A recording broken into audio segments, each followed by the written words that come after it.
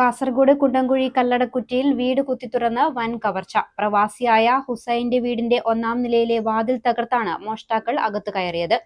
പണവും സ്വർണവും CCTV hard ഡിസ്കും മോഷണം പോയി.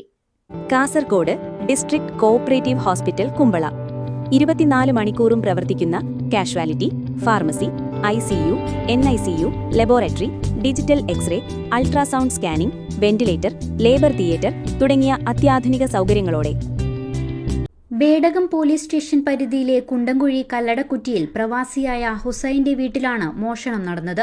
ഹുസൈനും കുടുംബവും ഗൾഫിലായതിനാൽ കഴിഞ്ഞ 2 മാസമായി വീട് അടഞ്ഞുകിടക്കുകയായിരുന്നു. ഏപ്രിൽ 8-നും 11-നും ഇടയിലാണ് കവർച്ച നടന്നതെന്ന് കരുതപ്പെടുന്നു.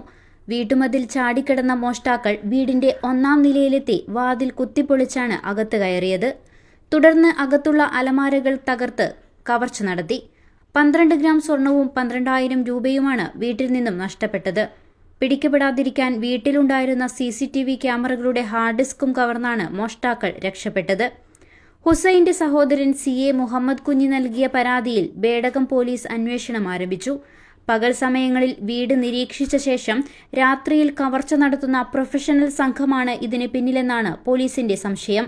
സമാനമായ രീതിയിൽ കവർച്ച നടത്തുന്ന സംഘത്തിലെ 2 പേരെ അടുത്തിടെ ബേക്കൽ പോലീസ് അറസ്റ്റ് ചെയ്തിരുന്നു. ഇരുവരുമായി ഈ മോഷണത്തിന് ബന്ധമുണ്ടോയെന്നും പോലീസ് പരിശോധിക്കുന്നുണ്ട്. പ്രദേശത്ത് കവർച്ചാ സംഘങ്ങൾ സജീവമാകുന്നത് നാട്ടുകാരെ ആശങ്കയിലാഴ്ത്തിയിട്ടുണ്ട്. മോഷണം നടന്ന വീട്ടിൽ പോലീസ് വിശദമായ പരിശോധന പൂർത്തിയാക്കി.